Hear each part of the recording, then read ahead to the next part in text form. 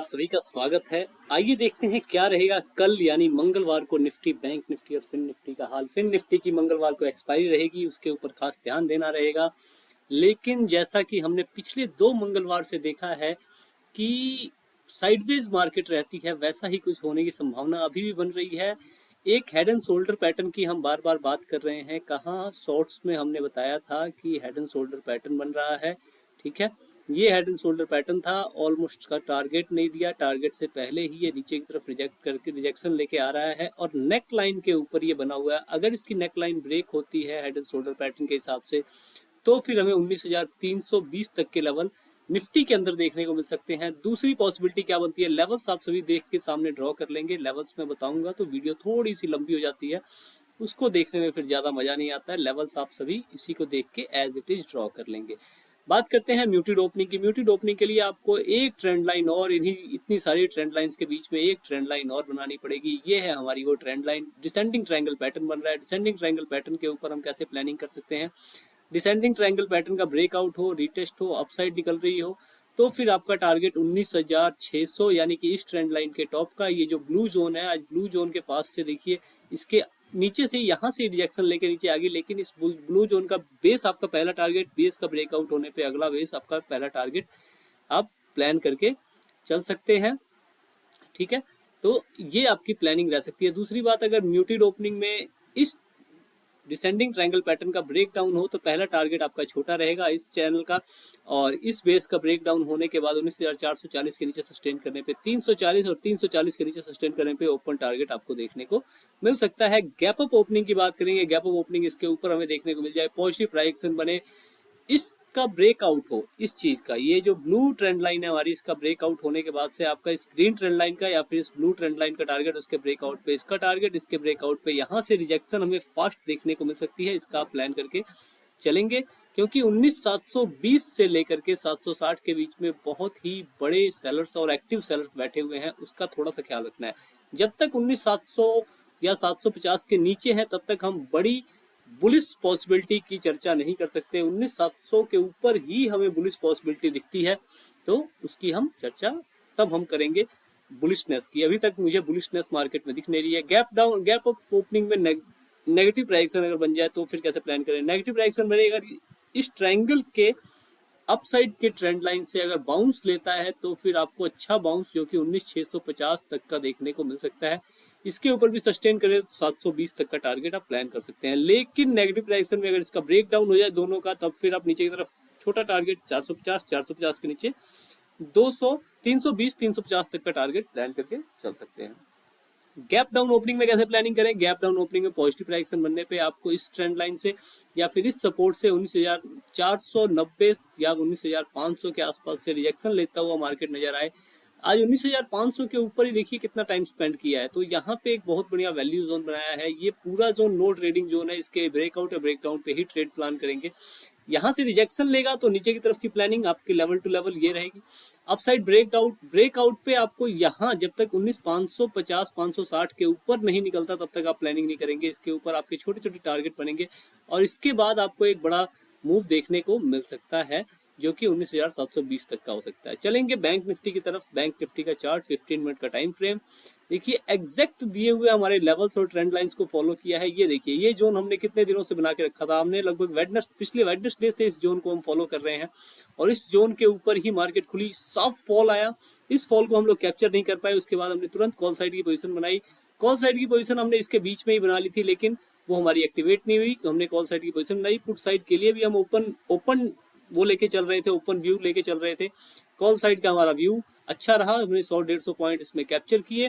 Put side में हमने एक दो छोटे छोटे एसएल भी लिए, क्योंकि ये रिकवरी की कोई संभावना नहीं थी, पक्का नहीं था कि रिकवरी मिलेगी ही मिलेगी, क्योंकि डेटा जो था वो नेगेटिव बना हुआ था, निफ्टी स्ट्रॉन्ग बनी हुई थी अपसाइड के लिए। तो कहीं ना कहीं हमें एक अलग सा सिनेरियो दिख रहा था, दोनों में अपोजिट व्यू दिख रहा था। तो फिर हमने इसमें क्या किया, हमने कॉल साइड तो पोजीशन अपनी बना के रखी, पुट साइड के लिए भी हम लोग ओपन माइंड से बैठे हुए थे। देखिए, जैसा कि यहाँ बाद में हुआ, लेकिन इस टाइम मैं मार्केट में एक्टिव नहीं था, मुझे कुछ एकदम से मेडिकल इमरजेंसी ही आती है मेरे साथ। फादर साहब की तबीयत खराब रहती है या फिर घर में और भी लोग हैं जिनको बहुत सारे दिखते हैं, तो फिर मुझे अचानक से कभी कभी निकलना पड़ जाता है। तो इस साइड पुट साइड वाली पोजीशन के लिए मैं शायद बैठा ना हूँ, ये एक्टिव हुई होगी, जरूर एक्टिव हुई होगी, अभी तक मैंने देखा नहीं है, मैं अभी घर आया हूँ तो मैं देख लूंगा। लेकिन कॉल साइड में हमने अच्छा प्रॉफिट किया 150 पॉइंट का। उसके बाद मुझे नहीं लगता कि इस पुट साइड में जाना चाहिए था। अगर आप सबने एंट्री ली हो ना ली हो वो मैं नहीं कह सकता, लेकिन एंट्री ली होगी तो छोटा मोटा प्रॉफिट आप ले सकते होंगे। क्वांटिटी मैंने लो रखने के लिए पहले ही बोला था, ठीक है। पुट साइड की क्वांटिटी लो और कॉल साइड में ओपन क्वांटिटी के साथ एंट्री हमने की थी। बहुत बढ़िया आज का दिन रहा। अब कल के लिए कैसे प्लानिंग करेंगे? कल के लिए आप सभी एक ट्रेंड लाइन ड्रॉ कर लेंगे, वो रहेगा ये, यही डिसेंडिंग ट्रायंगल पैटर्न उसमें भी बना है, यही डिसेंडिंग ट्रायंगल पैटर्न इसमें भी बना है। इसको आप थोड़ा सा एक्सटेंड कर लेंगे और कलर इसका कर देंगे आप रेड, ठीक है।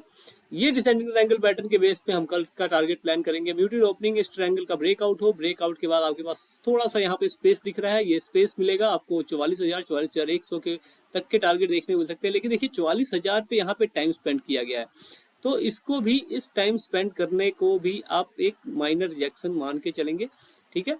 इसे आप प्लान करके चलेंगे। ब्रेकआउट पे आपको, इसका ब्रेकआउट होने के बाद अपसाइड 44,100 तक का टारगेट, और 44,100 पे यहाँ पे देखिए कितने सेलर्स बैठे हुए हैं।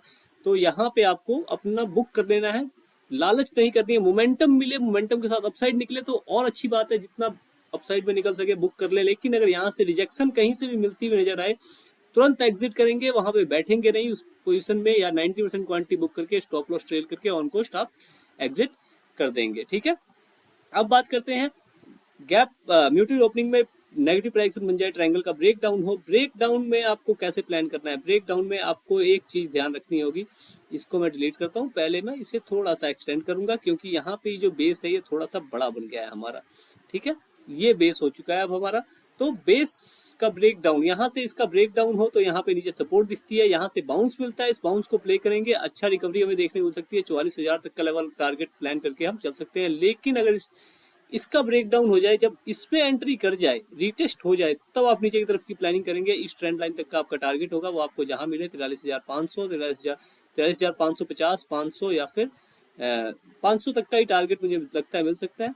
जैसा भी हो आप उसके हिसाब से 500 के, अगर 43,500 के नीचे सस्टेन कर जाती है तो फिर आपको 43,000 तक के टारगेट ओपन देखने को मिल सकते हैं। गैप अप ओपनिंग की बात करें, गैप अप ओपनिंग इसके ऊपर देखने को मिल जाए, 44,000 के ऊपर पॉजिटिव डायरेक्शन बनता हो, एक बार को आपको यहाँ पे फ्री स्पेस मिलेगा। इस फ्री स्पेस के बाद आपको यहाँ पे वही बात, यहाँ पे आपको कुछ नहीं करना है, यहाँ पे आपको इसके ब्रेकआउट का प्लान करना है। ब्रेकआउट के बाद आप कुछ अपसाइड का टारगेट लेवल टू लेवल आप प्लान करके चल सकते हैं। लेवल्स आप सभी के सामने ड्रॉ हैं, आप सब वीडियो को पॉज करके लेवल्स ड्रॉ कर लेंगे। देखिए लेवल्स आप सभी के पास होंगे तभी आप मार्केट में काम कर पाएंगे।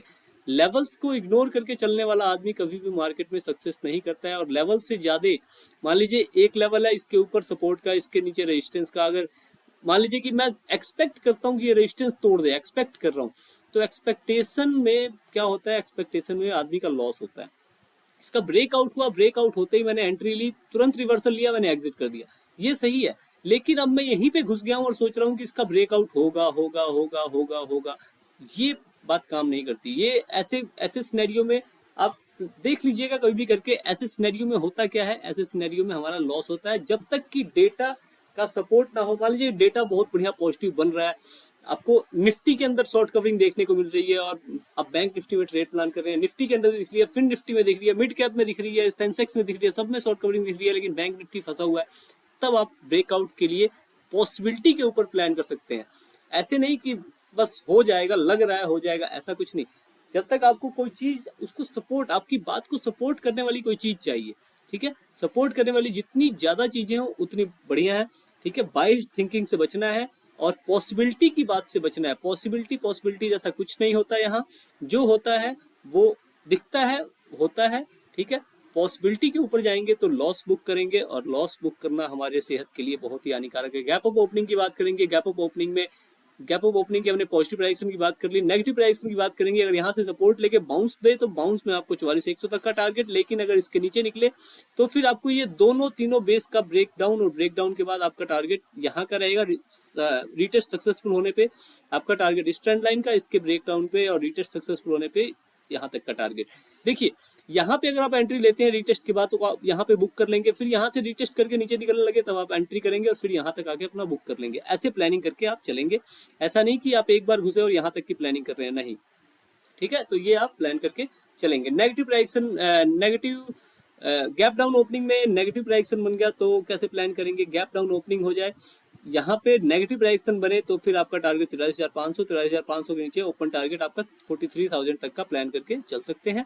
गैप डाउन ओपनिंग में पॉजिटिव डायरेक्शन बने तो कैसे प्लान करें? गैप डाउन ओपनिंग में पॉजिटिव डायरेक्शन बने, फिर निफ्टी की एक्सपायरी है, शॉर्ट कवरिंग होती हुई दिखे कॉल साइड, तो फिर आपको वही मैंने कहा, डेटा अगर आपका सपोर्ट करता है तो फिर आपको एक अच्छा बाउंस 44,000 तक का देखने को मिल सकता है। अगर 44,000 के ऊपर सस्टेन कर जाए तो फिर आपको 44,500 तक के भी लेवल देखने को मिल सकते हैं।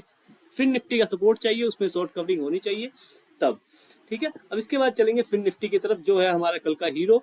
और कल के हीरो की बात करें तो कल के हीरो ने आज बहुत बढ़िया movement as it is Nifty bank Nifty की तरह दी है। और बैंक निफ्टी की तरह देने के बाद अब इसमें क्या प्लानिंग हम कर सकते हैं, एक ट्रेंड लाइन इसमें भी आप ड्रॉ कर लेंगे, ठीक है। इसमें डिसेंडिंग ट्रायंगल पैटर्न नहीं बन रहा है, तो इसमें आप इस ट्रेंड लाइन को प्लान करके चलेंगे। एक का आप नीचे भी सपोर्ट छोटी ड्रॉ कर लेंगे, ये ठीक है। ये हमारे पास सपोर्ट और ये हमारे पास रेजिस्टेंस आज की बन के आती है, तो इसके ऊपर हम प्लान करेंगे। सबसे पहले इसके ब्रेकआउट पे, म्यूटेड ओपनिंग में इसके ब्रेकआउट पे आपके पास level to level target plan करके चलेंगे, ठीक है, लेवल टू लेवल। और ये जब ब्रेक होगा तो एक मोमेंटम देखने को मिलेगा, मोमेंटम हो सकता है कि 19,800 तक का भी हमें देखने को मिल जाए। नेगेटिव प्राइक्शन बनने पे कैसे प्लान करेंगे? नेगेटिव प्राइक्शन बनने पे आपको यहाँ पे सपोर्ट दिख रही है, इस सपोर्ट से अगर बाउंस मिलता है तो अच्छा बाउंस आपको, जो कि 19,600 650 तक का टारगेट दे सकता है। लेकिन अगर इसका ब्रेक डाउन हो जाए तो फिर आपके पास क्या करना है, आपको पता है, इसको आप एक्सटेंड कर लेंगे, यहाँ का टारगेट और इसके नीचे 19,425 तक का टारगेट देखने को मिल सकता है। इसे हम एक्सटेंड करेंगे सबसे पहले, इसे एक्सटेंड करके हमें आगे के टारगेट्स देखने को मिल जाएंगे। तो इसे एक्सटेंड करते हैं, हाँ ये हो गया हमारा एक्सटेंड, ठीक है। इसके बेस पे आप प्लानिंग करेंगे। गैप अप ओपनिंग में कैसे प्लान करेंगे? गैप अप ओपनिंग आपको यहाँ पे देखने को मिल जाए, पॉजिटिव डायरेक्शन बन जाओ, 650 के ऊपर सस्टेन करती हो, आपका टारगेट 700 और 700 के ऊपर 750 का टारगेट आप प्लान करके चल सकते हैं। 750 इसका ऊपर अगर सस्टेन कर जाए तो फिर आपको 800 875 तक के भी टारगेट देखने को मिल सकते हैं। इस हिसाब से आप प्लानिंग कर सकते हैं। गैप अप ओपनिंग में नेगेटिव डायरेक्शन बनने पे आपका टारगेट पहला 19,600 के नीचे निकलने पे इस बेस का आपका टारगेट रहेगा। और यहाँ से बाउंस मिलता है तो आपको 650 700, नहीं तो अगर इसका ब्रेक डाउन होता है तो आपको लेवल टू लेवल प्लान करके चलना है। हर एक लेवल से आप टारगेट और उस एंट्री एग्जिट का प्लान कर सकते हैं। गैप डाउन ओपनिंग में कैसे प्लानिंग करेंगे? गैप डाउन ओपनिंग में नेगेटिव प्राइजेक्शन बन जाए तो गैप डाउन ओपनिंग में नेगेटिव प्राइजेक्शन बन जाए, लेवल टू लेवल सेम वही प्लानिंग रहेगी, लेवल टू लेवल। और इस ट्रेंड लाइन के नीचे आपको ओपन टारगेट आपका 19,000 तक का भी आपको देखने को मिल सकता है। डेटा बहुत बढ़िया नेगेटिव बना हुआ है, तो फिर उस हिसाब से आपको प्लानिंग करके चलनी है। पॉजिटिव डायरेक्शन बन जाए गैप डाउन ओपनिंग में तो कैसे प्लान करेंगे? पॉजिटिव डायरेक्शन बनने पे आपको वेट करना है क्या, 19,600 के ऊपर सस्टेन करने का। 19,600 के ऊपर सस्टेन करे, 50-50 पॉइंट के टारगेट प्लान करके चलेंगे। और यहाँ के ऊपर आपको आप 19,800 तक का भी टारगेट प्लान करके चल सकते हैं। तो निफ्टी, बैंक निफ्टी, फिन निफ्टी, तीनों का हमने तीनों सिनेरियो डिस्कस कर लिए हैं। आशा करता हूं कि कल के दिन आपको कुछ ना कुछ इससे मदद जरूर मिलेगी। आज की वीडियो मैं थोड़ी जल्दी में बना रहा हूं क्योंकि मुझे थोड़ा सा काम है, और आशा करता हूं कि इससे आपको कुछ ना कुछ तो मदद कल जरूर मिलेगी। कल हो सकता है कि मैं शायद एक्टिव भी ना रह पाऊँ, लेकिन कोशिश करूंगा। अगर मैं एक्टिव रहा तो आपको अपडेट्स दूंगा, नहीं रहा तो उसके लिए आपको मैंने लेवल्स वगैरह सब बता ही दिए हैं, डेटा का भी वो बता दिया है। देखिए, काम करते हुए डेटा के ऊपर नज़र बना के रखना सबसे ज़्यादा जरूरी होता है, वो आप एकदम ध्यान रखेंगे, ठीक है। डेटा के ऊपर नज़र हमेशा हमेशा और हमेशा बना के रखेंगे, ठीक है। चलिए, धन्यवाद।